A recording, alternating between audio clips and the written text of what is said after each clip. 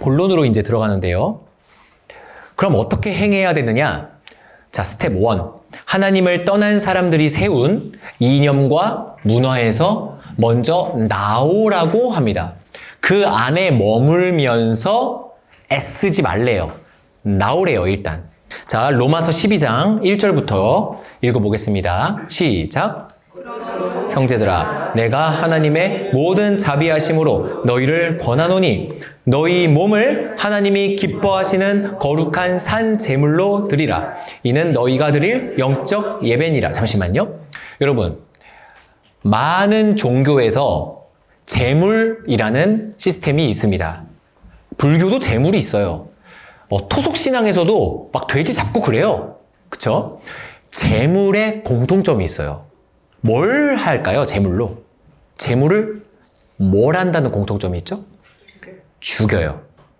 그 어떤 제물도 살아있는 상태로 하진 않아요. 그냥 죽여요. 제물은. 무조건.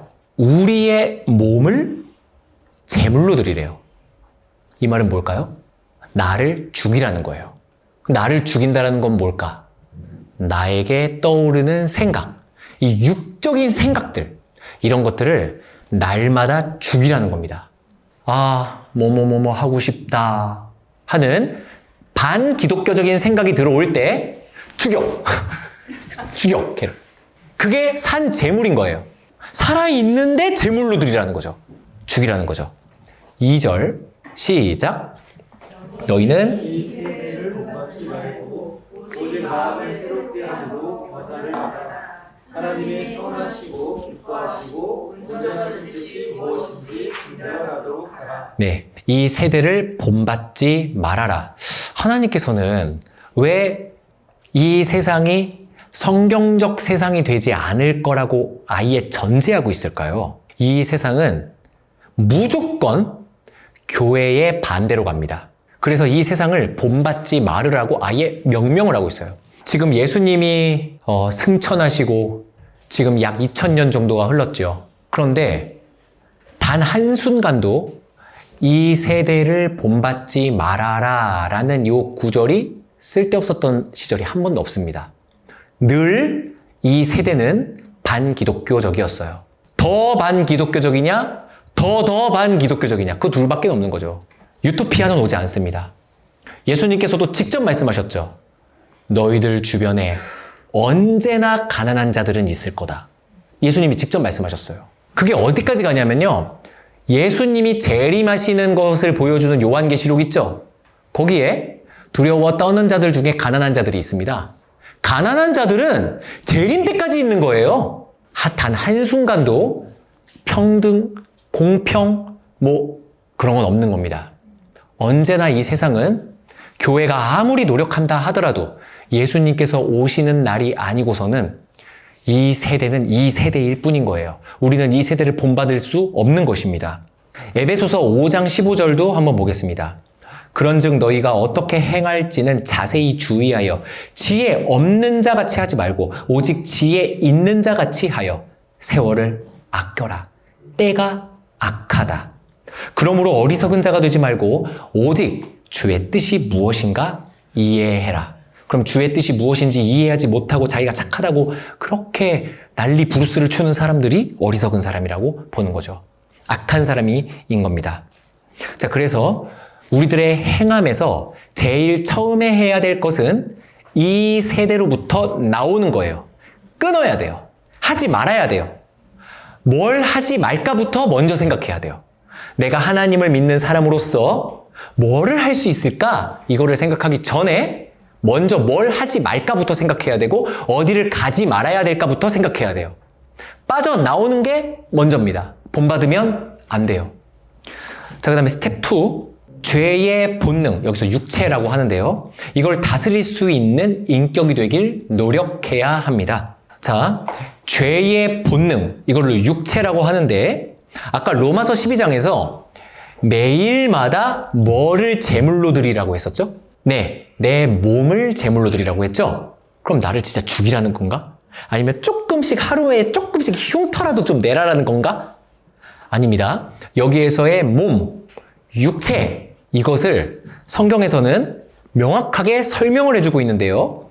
갈라디아서 5장에 한번 읽어보겠습니다. 16절인데 내가 이르노니 너희는 성령을 따라 행해라. 그리하면 육체의 욕심을 이루지 아니하리라. 나왔습니다. 몸 나왔어요. 육체. 그럼 육체를 죽이는 방법은 뭐라고요? 성령을 따라 행해라. 자, 그럼 도대체 육체라는 게 뭔데? 자, 17절. 육체의 소욕은 성령을 거스르고 성령은 육체를 거스르나니 이 둘이 서로 대적함으로 너희가 원하는 것을 하지 못하게 하려 함이라. 18절. 너희가 만일 성령의 인도하시는 바가 되면 율법 아래에 있지 아니하리라. 육체의 일은 분명하니. 자, 이제부터 육체가 사람들에게 주입하는 생각들, 디테일을 15개로 소개합니다. 이게 바로 육체다. 이게 15개예요. 그 15개가 음행, 더러운 것, 호색, 우상숭배, 주술, 원수 맺는 것, 분쟁, 시기, 분냄, 당 짓는 것, 분열함, 이단, 투기, 술취함, 방탕함 이렇게 나옵니다. 이게 예예요. 이 15개가 전부가 아니라 이건 예입니다. 왜냐하면 뒤에 이와 같은 것들이라 이러지 않습니까? 그래서 제가 페이지 3쪽에 이 15개를 원어로 정리를 해왔습니다. 이 갈라디아서 5장 하면은 제일 먼저 떠오르는 건 성령의 9가지 열매가 먼저 떠올라야 되거든요. 갈라디아서 5장 그 성령의 9가지 열매 나오는 그 구절 아니야. 성령의 9가지 열매. 그래서 사랑과 희락과 화평과 오래 참음과 자비와 양성과 충성과 온유와 절제. 이렇게 제가 잘 말했나요? 네, 이렇게 9가지 그 바로 직전에 나오는 구절이에요. 이 육체의 15개의 그 샘플들이. 요거를 말한 다음에 바로 성령의 9가지 열매가 나오게 되는 것입니다. 그래서 그 성령의 9가지 열매도 뒤에 정리를 해왔습니다.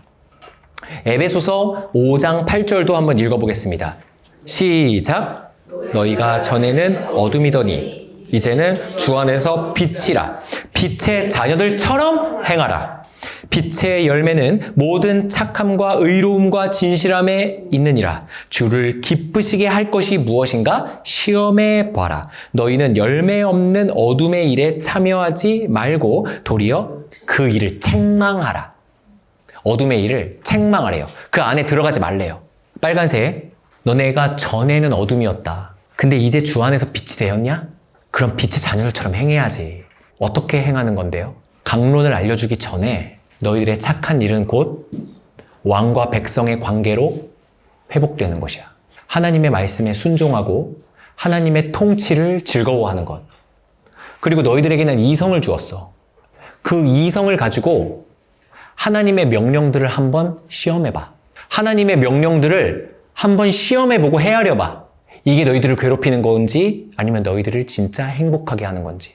억지로 너희들이 A를 행했을 때 행복한데 우리의 왕께서 A로 하지 마라, B를 행하라 이렇게 말하는 게 아니야. 이렇게 말하는 거예요. 이 기조가. 우리가 진짜 행복하게 사는 길을 하나님께서는 명령으로 주시는 거예요. 아까 제가 하나의 상황극을 연출해 드렸었죠. 우리의 왕께서 나를 지그시 보시고 우리의 필요를 아신 다음에 그 필요에 딱 맞는 명령을 하십니다. 네, 제가 이거에 대한 한 가지 인사이트 에피소드를 하나 드려보겠습니다. 주아 제아가 애기들이잖아요. 어리잖아요. 그때 자기 몸이 간지럽대요. 간지러워. 나 간지러워서 너무 죽겠어. 하면서 괴로워해요. 그럼 제가 이제 그거를 딱 봅니다. 그 다음에 날씨 같은 것도 한번 생각해 보고 주아제아의 피부 타입도 부모니까 이해하고 있지 않습니까? 건조해서 그렇구만. 딱 알았어요. 그래서 자녀에게 일단 샤워부터 하고 와. 그 다음에 로션을 듬뿍 발라. 제가 명령을 했습니다. 뭘 했다고요? 명령. 그러면은 이 자녀가 내 명령에 순종하면 피부가 어떻게 될까요? 좋아지겠죠? 네. 간지러운 부분도 없어지겠죠? 근데 이 아이는 싫어요! 긁으면서 이렇게 짜증내요. 귀찮아! 이래. 벅벅 긁으면서 거의 피나기 직전까지 긁으면서 나 로션 바르기 귀찮아. 투정을 부립니다. 그럼 여기서 왕은 어떤 마음으로 로션을 바르게 했는가? 이 아이를 위함, 이 아이가 진짜 행복한 것이 무엇인지 알고 명령을 한 것인가? 아니면 괴롭히려고 한 것인가? 이것이 하나님의 명령입니다. 이거 하라, 이거 하지 말아라, 이렇게 하면 안 된다, 이럴 땐 이렇게 해라 하는 수많은 명령들이 전부 다 진정한 행복을 위한 하나님의 명령이에요. 왕의 명령. 근데 그것에 순종함으로써 우리들은 그토록 원하는 행복을 우리는 얻게 된다는 거죠. 신자건 불신자건 전부 다 행복을 찾아서 삽니다. 다 행복하고 싶어 해요. 이놈의 행복. 행복을 정의 내리지도 못하면서. 그러니까 낭만주의에서는 감정의 고조가 곧 행복이다라고 정의한다고 제가 알려드렸죠. 진짜 행복이 뭔지도 모르면서. 사람은 곧 죽을 거기 때문에 절대 행복할 수 없어요. 내일 소각장에 버려질 쓰레기나 한 달 뒤에 소각장에 버려질 쓰레기나 어차피 쓰레기는 소각될 거라는 운명이 결정되어 있기 때문에 쓰레기는 쓰레기일 뿐입니다. 인간은 1살에 죽던 100살에 죽던 어차피 죽음이 결정되어 있고 지옥에 갈 것이 정해져 있기 때문에 지금 내가 여행을 간들 소고기를 씹어 먹는들 그 무엇을 해도 시체가 움직이는 거예요. 이게 좀비의 모티프입니다. 살아있다고 착각을 하지만 죽은 거예요. 그 죽은 거예요. 왜? 곧 죽을 거니까. 지금 죽나 10년 뒤에 죽나? 어차피 죽을 거예요. 사형수가 스테이크 씹어 먹으면 부러우시겠어요? 사형수가 뭔 짓을 해도 우리는 애틋하기만 합니다. 왜죠? 죽을 거니까. 지금 스테이크 먹든 사형수가 사형당하기 하루 전에 놀이동산에 가서 실컷 놀든 그 뭐가 부럽습니까? 우리의 인생을 넓게 보면 다 그렇지 않습니까? 80살에 죽든 90살에 죽든 어차피 죽을 인생. 모든 것이 헛되고 헛되다. 다 헛된 것입니다. 우리에게 소망을 주는 건 영생밖에 없어요. 우리는 안 죽어야 돼요. 안 죽어야 뭘 하든지 의미가 생기는 거예요. 그 어떠한 질병보다 치매가 가혹하고 참혹한 것은 어떠한 추억도 누적되지 않기 때문이에요. 우리의 죽음은 아무것도 없어요. 아무것도. 우리는 안 죽어야 의미가 생기는 거예요. 그럼 어차피 교회 다니는 사람도 죽잖아. 이렇게 말씀하실 수 있죠? 아니에요. 안 죽어요. 교회 다니는 사람, 하나님 믿는 사람, 구원받은 사람은 안 죽는다고요. 그럼 장례식은 뭐야? 자는 거예요. 죽었는데? 아니에요. 죽음과 자는 것의 차이가 뭔지 아세요? 기억에 있어요. 기억. 기억이 나요. 우리가 죽은 다음에 부활하잖아요? 그러면 여러분들의 인생이 다 기억난다고요. 여러분들 이틀 밤 혹시 이틀 정도 주무신 적 있으세요? 너무 피곤해서 젊었을 때 한 15시간, 막 20시간 이렇게 혹시 자본 적 있으세요? 근데 그거 혹시 죽었다 살아났다고 하세요? 아니죠. 왜 20시간을 자든 아니면 혼수 상태에서 3일 만에 일어나든 일주일 만에 일어나든 왜 잤다가 일어났다고 하죠? 기억이 나니까 그런 거예요. 그 쓰러져기 전에 기억이 다 유지가 되기 때문에. 여러분들은 죽었다가 다시 살아나면 여러분들의 오늘 하루하루의 일들이 다 기억납니다. 그리고 그 모든 기억들이 다 의미가 생겨버려요. 그러니까 여러분들은 안 죽는 거예요. 그냥 잤다가 일어나는 거예요. 그런데 지옥 가는 사람들은 아무런 의미가 없습니다. 아무런 의미가. 그러니까 그들은 진정한 죽음이고 매일매일이 죽는 거예요. 지옥은 매일매일 죽는 곳이에요. 왜냐? 매일매일이 아무 의미가 없으니까.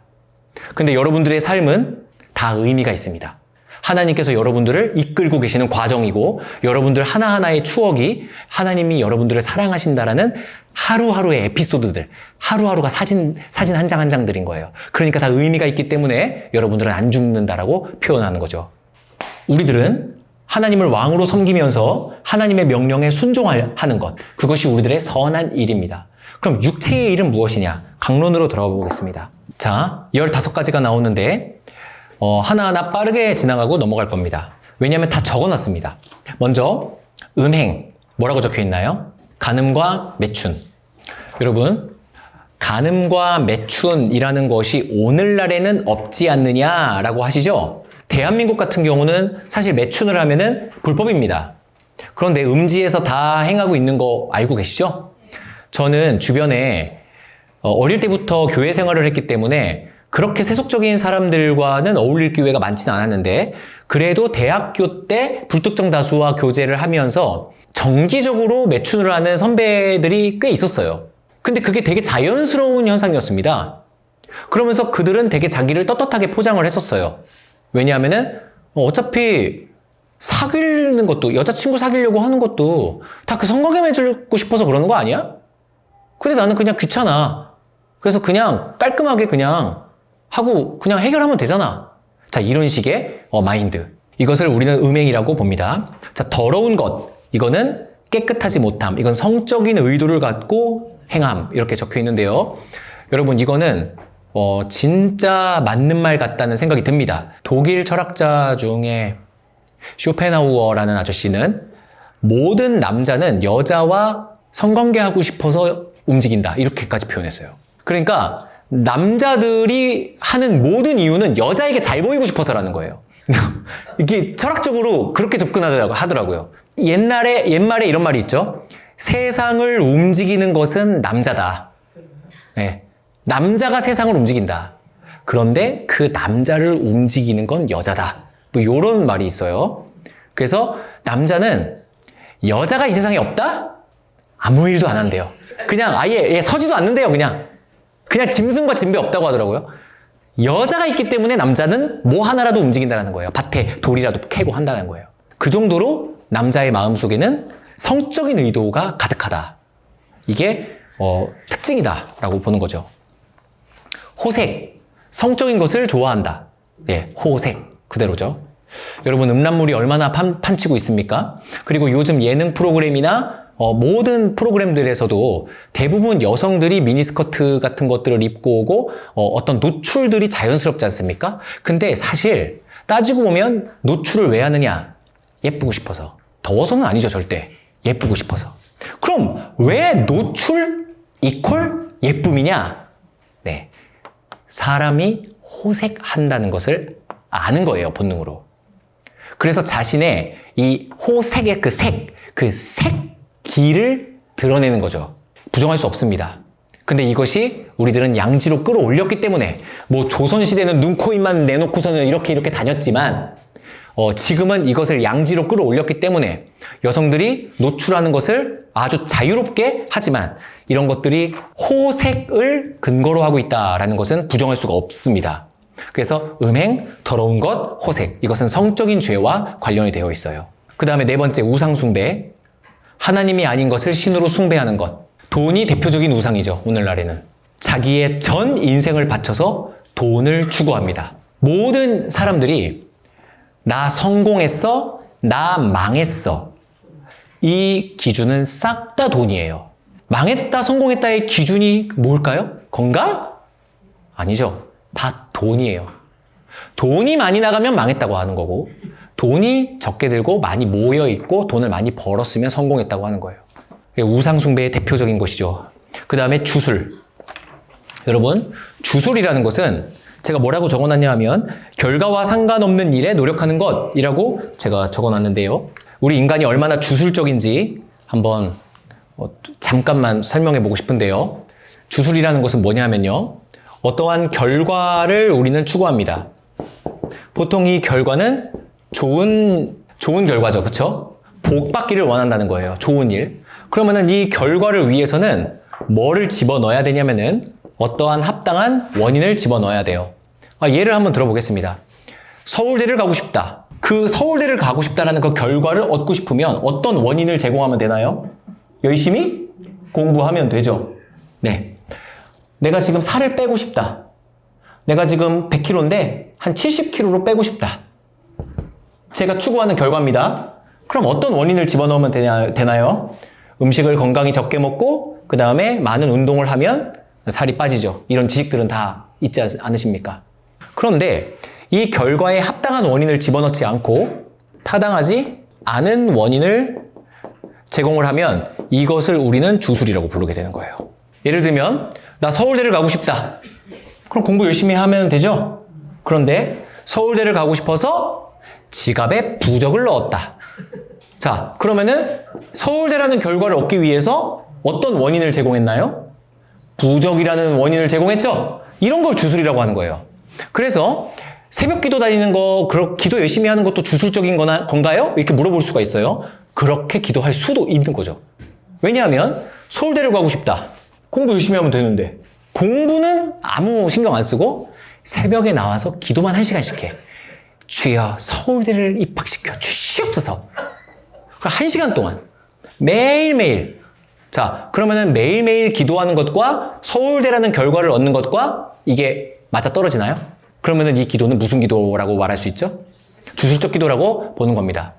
내 자녀와의 관계를 회복시켜 주시옵소서. 자, 이렇게 기도할 수 있습니다. 그런데 어떤 원인을 제공해야 되나요?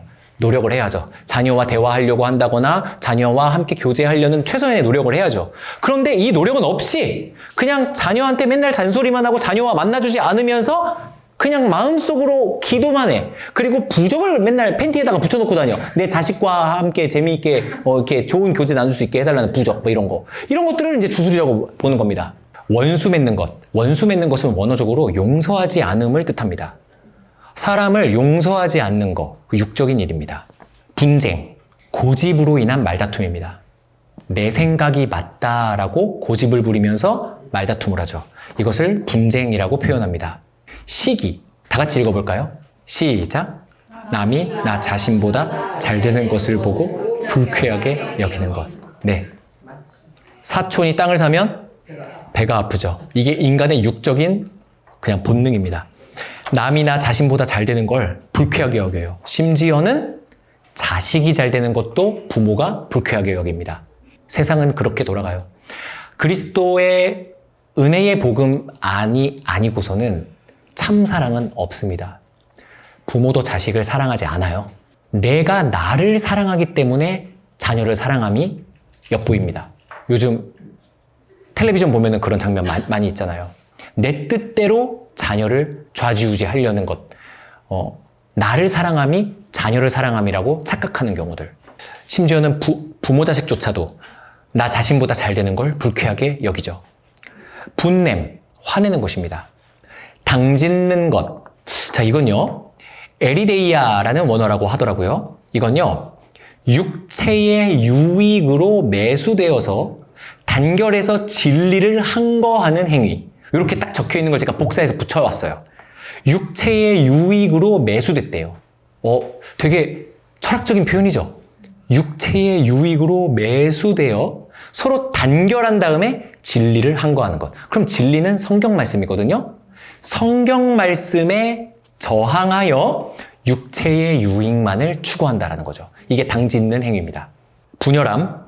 이 분열함은요. 뭉쳐져 있는 것을 갈라치게 하는 것이라고 생각을 하기 쉬운데 그게 아닙니다. 분열함은 따로 서 있는 것이라는 원어예요. 따로 서 있다. 그리고 이것도 제가 주석을 복사해서 붙여넣기 했는데 개인주의에 입각하여 화합성이 없는 것. 교회에서 많이 보이죠. 대형 교회를 추구하는 사람들의 심리 중에 이런 분열함이 있습니다. 왜냐하면 나는 어디 소속되기 싫어서 그냥 예배만 그냥 슬쩍 드렸다가 슬쩍 가기에 대형 교회가 좋잖아. 그래, 경험 있으세요? 네, 분열함. 그래서 모이기를 싫어하는 거. 교회에서 이렇게 뭉쳐져서 교제하기를 싫어해서 그냥 집에 빨리 가고 나는 그냥 아무 말도 안 걸어줬으면 좋겠다라고 생각하는 거. 그냥 요런 게 따로 서는 거. 이 개인주의에 입각하여 화합성이 없는 거. 이게 분열함입니다. 이단이라는 게 있는데 역시 이 이단이라는 단어도 신천지나 구원파 같은 이단이라고 생각하기 쉽지만 원어적으로는 그렇지 않습니다. 이 이단은 채택한다라는 뜻이래요. 원어적으로 채택한다. 그럼 뭐를 채택하는 것이냐? 신자들이 공통적으로 가지는 진리와 표준에 위배되는 의견을 채택하는 것. 자, 교회에서 요즘 많이 보여지기도 합니다. 성경은 이렇게 말한다 라고 말하잖아요. 근데 아니야. 내가 살아보니까 그건 아닌 것 같아. 네가 잘 모르네. 근데 여기서 성경은 이렇게 적혀 있다니까요. 시대착오적이야. 성경도 진짜 의미는 그게 아닐 거야. 내가 살아보니 이래. 하면서 공통적으로 가지는 진리의 표준에 위배되는 의견을 채택하고 있는 겁니다. 이거를 여기 원어로는 이단이라고 합니다. 돈에 관련된 의견, 요즘 또 정치에 관련된 의견, 자녀 양육도 마찬가지고 기독교인이 강할 수밖에 없는 건 정답을 갖고 있기 때문이에요. 기독교인은 답지가 있어요. 그 답지가 4번이라고 적혀 있어요. 그런데 내가 풀어보니까 4번 아니야. 1번이 답이야. 아니 답지에 4번이라고 나와 있다니까요. 이 말은 성경에 나와 있다는 얘기죠. 그런데 내 깨달음을 한번 들어봐봐 하면서 1번인 이유를 쫙 설명해요. 근데 아니 저기요 저기 다 4번이라고 아예 성경에 나와 있다니까요. 왜 이렇게 따지고 드세요? 4번이라니까요. 네가 몰라서 그래. 계속 이런 거죠. 요게 2단. 자, 그 다음에 투기. 요 투기도 도박 같은 거라고 생각할 수가 있는데 그 원어가 아닙니다. 이 투기 다 같이 한번 읽어볼까요? 시작. 악화된 것이다. 남이 소유한 것에 대하여 심술이 나서 그것을 빼앗으려고까지 생각하는 악심. 요거를 투기라고 번역을 했더라고요. 투기는 아예 질투를 넘어서서 빼앗으려고 하는 욕심이에요. 술 취함. 이거는 그냥 주석에 취하지 말라라고 성경은 얘기한다. 성경은 술 마시지 말라라는 것을 많이 언급한다 하면서 그게 쭉 적혀 있더라고요. 네. 근데 지금은 술 취함에 대한 것이 강의 주제가 아니니까 그냥 술 취함은 말 그대로입니다. 취하지 말라, 술 마시지 말라. 방탕함, 이거는 모든 본능을 존중하는 무절제라고 나옵니다. 방탕함은요, 절제하지 못함이에요. 그래서 성령의 9가지 열매에서 마지막이 절제가 나오거든요. 그래서 방탕함의 반대는 절제예요. 그래서 하나님께서는 우리를 절제하길 원하세요. 그럼 뭐에 대해서 절제하길 원하시냐? 본능, 우리의 육체, 욕구, 날마다 죽여야 되는 우리의 소욕들, 이런 것들을 다스리고 절제하기를 원하시는 거죠. 근데 곰곰이 생각해 보면요, 내가 어떤 순간에는 절제했었고 어떤 순간에는 절제를 못했던 적이 있으실 거예요. 그럼 지금 돌이켜서 생각해 보면 절제했던 장면이 후회가 되나요? 절제하지 못했을 때가 후회가 되나요? 예. 대부분 후자일 거예요. 진짜 하나님께서는 우리의 행복을 위해 절제하라고 한 게 맞는 것 같다는 거예요. 말도 내가 이 말을 왜 했을까? 하면서 한 말을 후회하지 내가 그때 이 말을 왜 안 했을까? 이거를 후회한 경우는 없어요. 이 말을 할 걸, 골려줄 걸. 그거는 그냥 됐어. 안 하길 잘했지. 이렇게 하고 넘어가게 돼요, 보통. 그런데 말을 주워 담을 수도 없고 내가 그때 그 말을 왜 했을까? 이거는 끝까지 가요. 절제함이 곧 우리의 행복입니다. 절제는 우리를 괴롭게 하는 게 아니에요. 부모가 자녀에게 아이스크림 먹지 말라고 절제하고, 그 다음에 많이 자지 말라고 절제시키고, 이런 모든 것들이 전부 다 그 자녀의 건강을 위해서, 자녀의 행복을 위해서 아니겠습니까? 자, 그럼 이제 성령의 열매, 사랑과 희락과 화평부터 한번 읽고 가겠습니다. 사랑, 모든 덕목의 열쇠, 계명은 사랑의 현상들이다. 희락, 나와 주변을 기쁘고 즐겁게 한다. 이게 희락이에요. 희락은요, 나만 즐거운 게 아니라 주변도 즐겁게 하는 것이 희락이라고 합니다. 이 사람이 지혜로운지 안 지혜로운지 우리는 말을 섞어보면은 본능적으로 좀 알 수 있대요. 어디에서 티가 나냐? 유머러스 하면은 이 사람이 지혜로운 사람이다라는 느낌을 받는데요. 사람은. 왜냐하면은 지혜로움 속에서 재치 있는 유머가 나오니까. 그런데 어떤 사람은 유머랍시고 툭 하고 뱉었는데 억지로 웃게 되거나 외람된 표현만 하거나 이런 사람 있죠. 그럼 우리는 제일 먼저 뭘 느끼느냐? 저 사람 지혜롭진 못하다. 이거를 느끼죠. 제가 이 말씀을 왜 드리냐면 성도는 성령의 열매를 통해 희락을 추구하게 되는데 이 희락은 즐거움이에요. 근데 그게 나 주변을 즐겁게 한다. 근데 제가 언에서 말씀드렸다시피 칭찬하면 즐겁습니다. 상대방을 높여주고 상대방을 칭찬해주고 농담의 기조도 그런 칭찬으로 나아가면 아주 화기애애해진다. 이거를 항상 교회에서 지키셨으면 좋겠어요. 농담이 많았으면 좋겠습니다. 근데 그 농담이 전부 다 칭찬에 기반을 둔 농담. 과장법 같은 것이 가장 수준 낮은 유머 아닙니까? 과장법. 근데 우리 다련 성도님 설거지하고 계실 때 다련 성도님이 설거지를 하시니까 그릇이 새 거가 됐네요. 엄청 감사하다는 그런 만약에 농담을 던졌다. 그러면 이거는 칭찬에 기반을 둔 농담이니까 아무런 그게 상처를 안 받아요. 네. 그런 식의 농담을 한번 고민하시면서 사용하시는 건 어떨까? 근데 이놈의 무한도전 같은 예능 프로그램이 다 망쳐버렸죠. 누군가를 비난하면서 웃기는 것이 우리의 하나의 문화가 되어버렸습니다.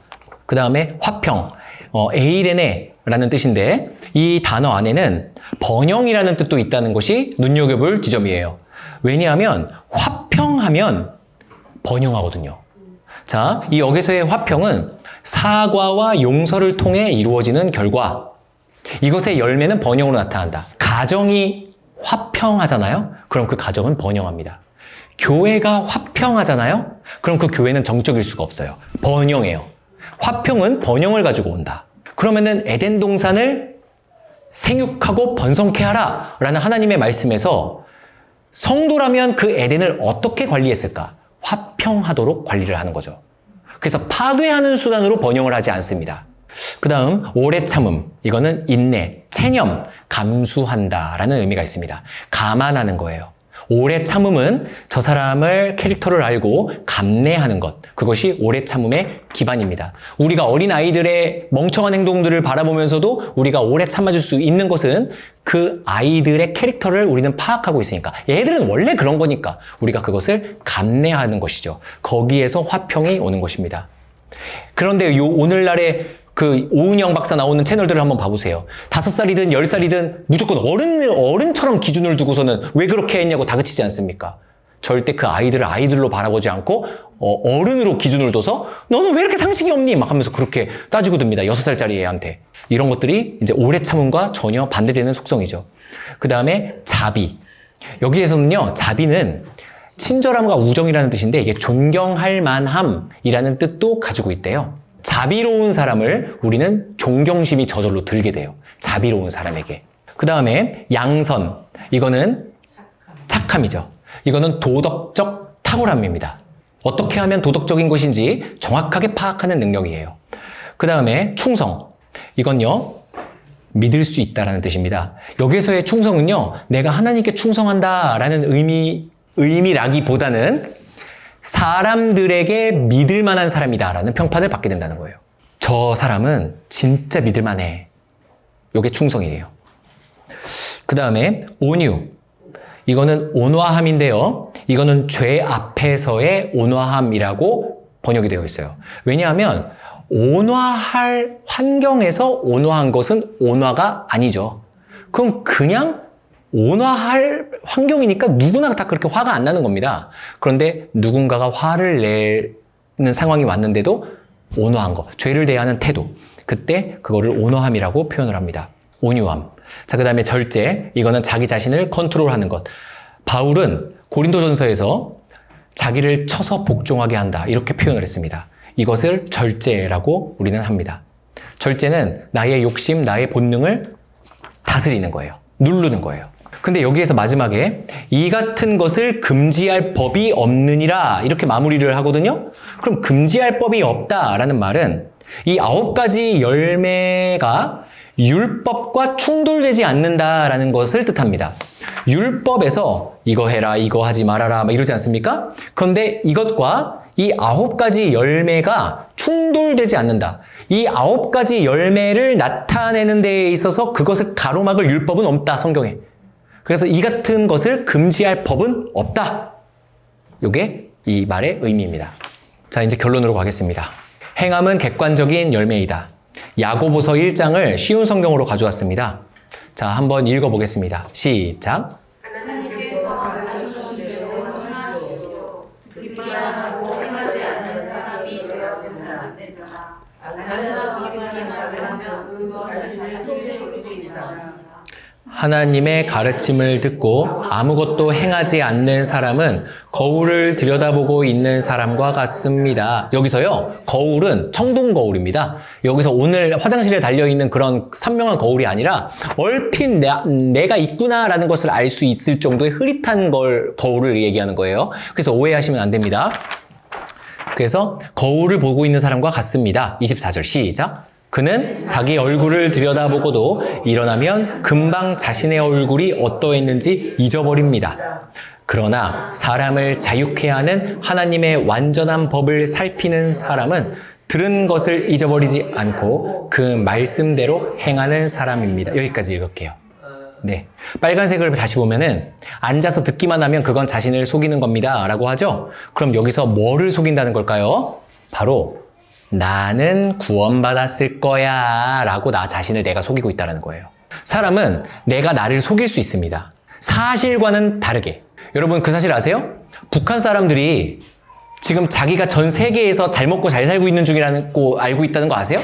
외부와 단절되어 있기 때문에 물론 지금은 알만한 사람들은 다 안다고 하더라고요. 하지만은 북한의 시골에 있는 사람들은 아직도 전 세계가 이렇게 살고 있다고 생각을 한대요. 그런데 행함이 없는 사람들은 자신을 속이고 있는 사람들이래요.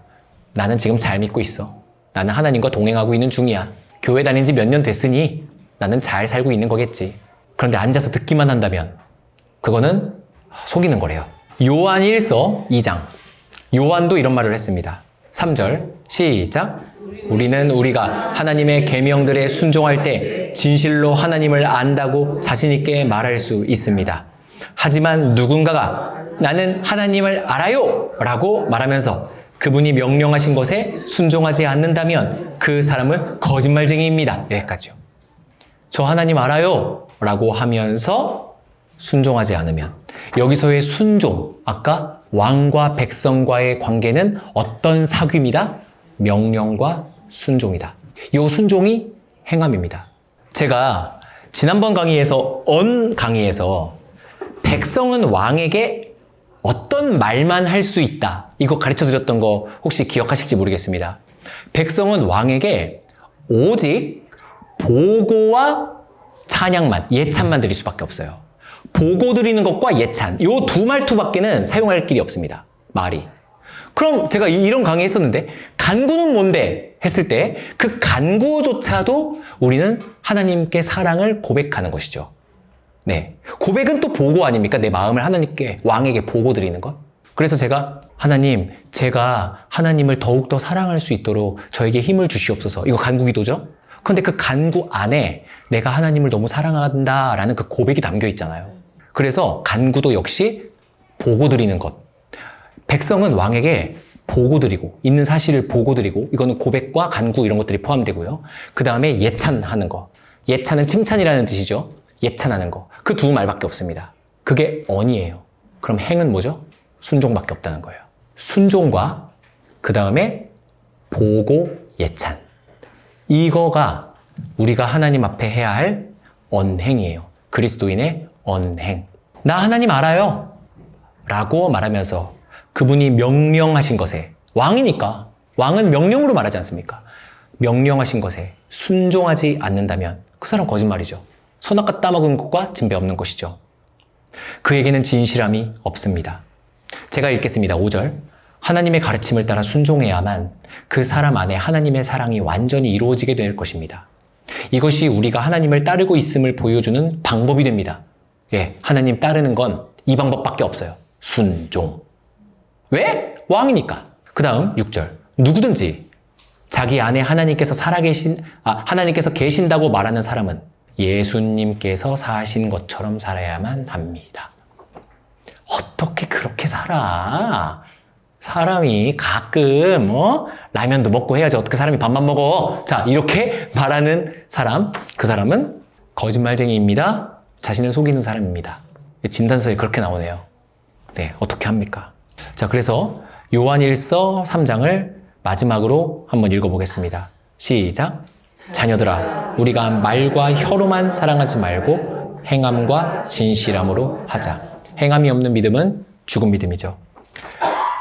다시 한번 서론으로 돌아가는 것이 오늘 강의의 마무리입니다. 서론만 기억하시면 돼요. 아, 이렇게 살으래, 저렇게 살으래. 이거 모르면 그러면은 지옥 가나요? 아니죠. 어떻게 우리는 행해야 되느냐? 보다 더 중요한 건 왜 우리는 이렇게 살아야 되냐? 목적을 알아야 돼요. 왜냐? 심플합니다. 그렇게 살으라고 지음을 받았으니까. 이게 우리의 창조 목적이니까. 아, 그렇게 살기 싫어. 그럼 버려진다고요. 망가졌으니까. 이 심플한 원리를 꼭 기억하셔야 됩니다. 이거는 내 감정의 싸움이 아니에요. 내가 취하냐 취하지 않느냐, 내가 그렇게 사냐 안 사냐의 그 문제가 아니라고요. 내가 망가지느냐 아니면은 안 망가지느냐, 그 문제예요. 망가지면 지옥 가요. 망가지면 쓰레기로 버려지는 거예요. 그래서 여러분들은 지금 회복됐다라고 하고 여기에 와서 앉아 계시는 자칭 그리스도인인 아닙니까? 자칭. 그렇다면 창조 목적을 회복해야지. 이거 이 말투예요. 그럼 창조 목적 회복해야지. 고쳐졌으면 AS 받았으면 원상 복귀가 돼야지. 근데 안 한대. 그러면 성경은 뭐라고밖에 말할 수 없죠? 그러면 거짓말쟁이. AS 받았다는 거 거짓말. 이 말인 거예요. 아주 간단한 원리입니다. 예수님처럼 사는 것. 왜냐하면 예수님이 섬김의 샘플이 되어 주셨으니까. 하나님은 우리의 왕이시고 그 왕은 우리를 만드셨습니다. 그 만든 목적을 우리가 달성하면서 그렇게 사는 것이 곧 행복이고, 행복할 수밖에 없죠. 그렇게 태어났으니까. 네, 그게 곧 행복이고 그것이 곧 구원의 열매이고 우리가 지음받은 목적이에요. 그래서 나 행복하라고 하나님이 날 창조하신 게 아니라 하나님의 영광을 위해 날 창조하셨다. 그 영광은 왕과 백성으로 사귀고 싶으셨다. 그래서 예수님이라면 어떻게 행동했을까? 이거를 항상 마음속에 품고 내가 누군가한테 조언을 해줄 때에도 예수님이라면 어떻게 말했을까? 요즘 한창 정치적인 이슈가 아주 많죠. 왜냐하면 대선이 얼마 남지 않았으니까. 그럼 그 대선에 대해서 내 의견을 묻는 사람한테도 나의 사견을 이야기하기 이전에 그리스도인이라면 종이잖아요. 하나님의 백성이잖아요. 그러니까 예수님이라면 이 질문에 뭐라고 답변했을까? 이거를 한 번만 필터를 한번 거쳐보시기 바랍니다. 예수님이라면 지금 이 질문에 뭐라고 답했을까? 이재명은 안 돼! 이렇게 대답하셨을까? 예수님이? 만약에 예수님이라면.